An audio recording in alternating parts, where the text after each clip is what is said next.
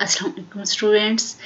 Today I have brought a very important topic, and that is how to write a complete sentence. We'll get to know about the parts and about the structure of a complete simple sentence. So let's see.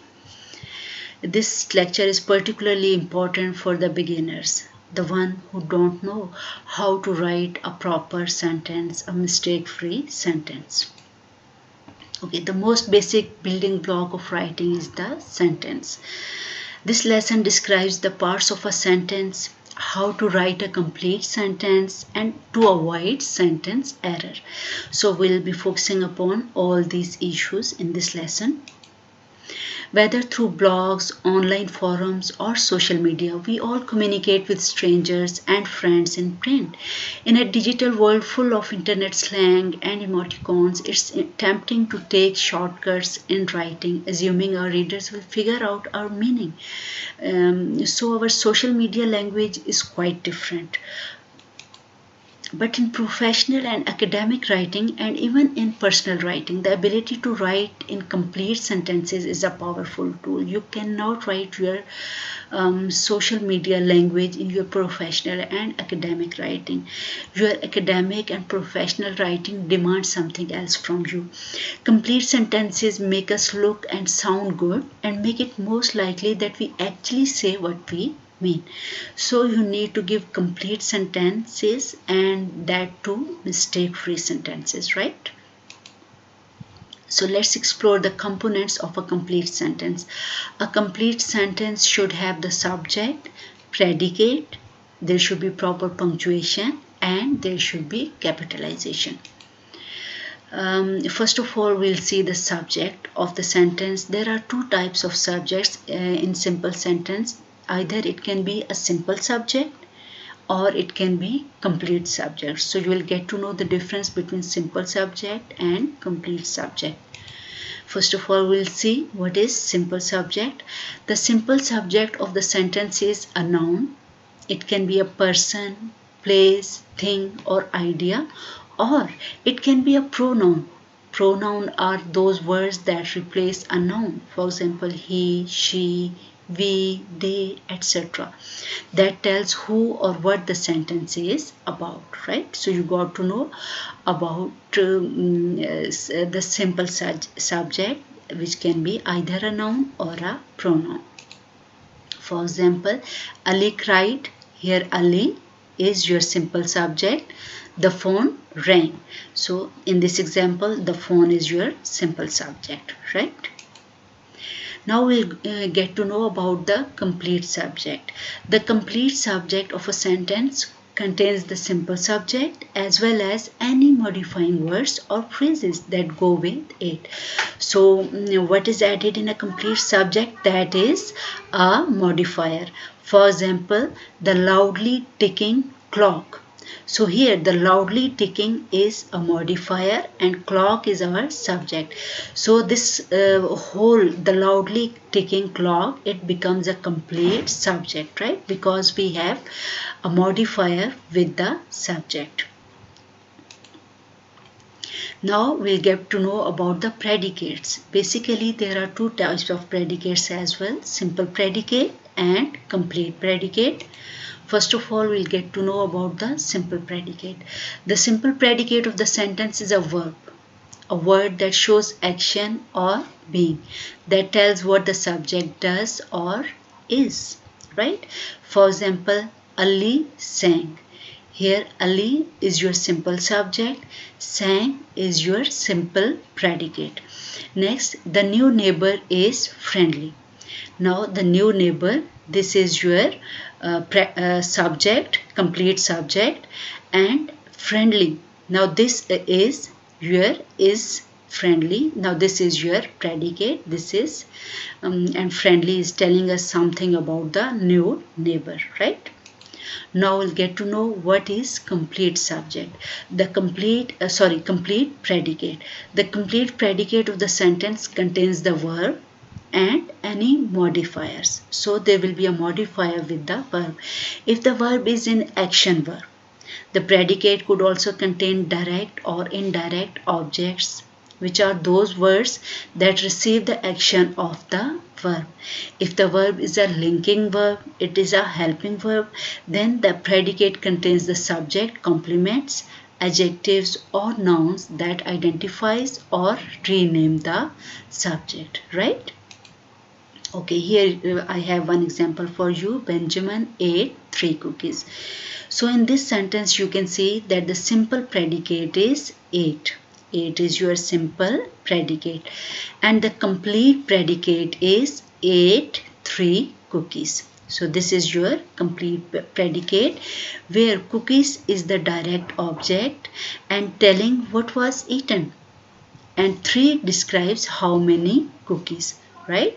So this is how we make the complete predicate, right? I hope you understood the concept of simple predicate and complete predicate, right? Okay, another example of complete predicate. Susanna is Benjamin's mom. Here is simple predicate, while the complete predicate is Benjamin's mom. The word mom is a subject complement, right? It is telling us about something about Susanna, and the word Benjamin's describes mom. Now Benjamin's, this is telling us something about mom. So that's why this is complete predicate, right? Capitalization and punctuation. A complete sentence begins with a capital letter and ends with a punctuation mark. These are the sentence parts that we tend to skip, especially when texting, emailing and commenting on social media. We are not bothered about punctuation, but in formal writing, these two conventions help to shape the text. They are very important in our formal conversation. They tell us where one thought ends and another begins, and they make writing more visually appealing. If you don't add punctuation, the readers would never get to know where the sentence ends and where the new sentence has been started. Punctuation marks also add information about the tone and inflection of a sentence, right? So we'll see later how punctuation marks give us more information about the tone. Okay, first of all, the first letter of the first word of a sentence must be capitalized. Remember, whenever you are going to write a sentence, the first letter should be capital, like he has completed his work, and then period, full stop. So this is the complete sentence. After that, the only words that should be capitalized are proper nouns, such as the names of people and places. You need to be clear that only the proper nouns can be capitalized later on in the sentence. He lives in Pakistan. Pakistan is a proper noun. That's why we capitalized P here. We show that a sentence has ended with one of 3 punctuation marks, either a period, question mark or exclamation mark. Majority of the sentences ends in a period. For example, Ali works, period, right? Sometimes we use question mark if the sentence is asking a question. For example, does he live in Pakistan? So as this is the question statement, so what we did, we just added a question mark. However, sometimes exclamation points demonstrate strong emotion or emphasis. That's why we use this mark. You can see here, this is exclamation point, and we use sometimes this mark in order to show the strong emotion or emphasis. For example, this is the beautiful dress, right? So they are fun to use, but they should be used sparingly in academic and professional writing, right? They should not be, exclamatory sentences should not be considered for granted. They should be used when they are extremely necessary to be used by the writer. Okay, there are few mistakes which we need to avoid while writing a simple sentence. Like, before we wrap this up, let's take a few moments, right, to look at some common mistakes you should avoid when writing complete sentences. And what are those mistakes? Run-on sentences and fragments. And we'll see in detail what are run-on sentences and what are fragments. Okay, and how can these mistakes be problematic in our sentence? A run-on sentence occurs when 2 sentences are pushed together without the proper punctuation in between. For example, Ali ate an apple, it was juicy. You can see these are two independent clauses. Ali is your subject and ate an apple, this is predicate, and it's giving complete thought as well. And then we have another independent clause. It was juicy, you see. So two independent clauses are just mixed together. These are fused sentences. So these types of sentences where there is no proper punctuation mark or there is wrong punctuation mark, they are called run-on sentences. So we can correct it either by adding full stop and converting both the clauses into complete sentences, like Ali ate an apple, full stop, it was juicy, right? Or you can convert two sentences into one, like Ali ate a juicy apple, full stop. Or you can convert them into compound sentence by adding any coordinating conjunction, like Ali ate an apple and it was juicy. I hope you understood. Okay. Sometimes we do mistakes related to fragments. A fragment is a sentence that is missing either the subject or the verb. It is just a part of the sentence, like ran a mile after work. This fragment has no subject, right? It is just a predicate. So how can we make it a sentence? We can make it a sentence by adding a subject, like Ali ran a mile after work. So after adding subject, now this fragment has been converted into a complete sentence. So be careful that a fragment can never be a complete sentence. Look at this example, the shiny speedy black car. Now this is complete subject, right? The shiny, speedy, black car. We have modifier, right? And we have subject. But again, this is only a fragment which is without a verb. So we can add a verb to make it a complete sentence. The shiny, speedy, black car drove past my house.